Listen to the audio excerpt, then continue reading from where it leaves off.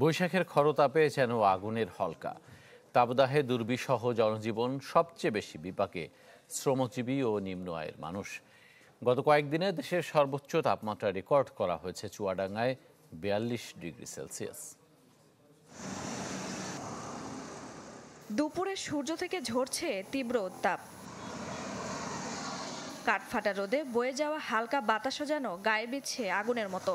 রাজধানীতে 39 ডিগ্রির বেশি তাপমাত্রা পুড়ছে জনজীবন, বিশেষ করে খেটে খাওয়া মানুষের কষ্ট যেন চরমে। বৈশাখের প্রথম 2 সপ্তাহ কিছুটা শান্ত থাকলেও শেষ সপ্তাহের খরতাপে হাঁসফাঁস করছে মানুষ। তাই তো একটু প্রশান্তির খোঁজে পথের ধারে জিরিয়ে নিচ্ছেন ক্লান্ত পথিক। কিন্তু আমরা থাকি ওই 3 সেট ঘর, তো বাসা গরম বেশি, সেই কারণে গাছতলা এসে বসে আছে।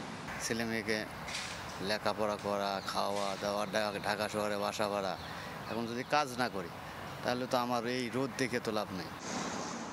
আবহাওয়া অফিসের তথ্য অনুযায়ী ঢাকায় বইছে মৃদু থেকে মাঝারি তাপপ্রবাহ। এই অবস্থা চলবে আরও কয়েকদিন। তবে আসার খবর হলো রোববার দমকা হাওয়া সহ বৃষ্টি ঝরতে পারে ঢাকা সহ বিভিন্ন জায়গায়। বৃষ্টির প্রবণতা শুরু হতে পারে 12 তারিখের কাছাকাছি সময়। তখন তাপপ্রবাহের আওতামুক্ত অনেকগুলো জেলা হতে পারে। ধীরে ধীরে ধীরে সেটা 18-19 তারিখের দিকে কেউ হয়তো বা সারা দেশ আমাদের তাপপ্রবাহ মুক্ত হতে পারে। তবে আস্তে আস্তে সবগুলো জেলা হবে না, আস্তে আস্তে কয়েকটা জেলা এরকম হতে পারে 12 তারিখের কাছাকাছি সময়ে গিয়ে। এদিকে দেশের সর্বোচ্চ তাপমাত্রা রেকর্ড করা হয়েছে চুয়াডাঙ্গায় 42 ডিগ্রি সেলসিয়াস আর রাজশাহীতে 40। এমন অবস্থায় বিপর্যস্ত এসব এলাকার জনজীবন। তানজিলা আফসানা, চ্যানেল 24, ঢাকা।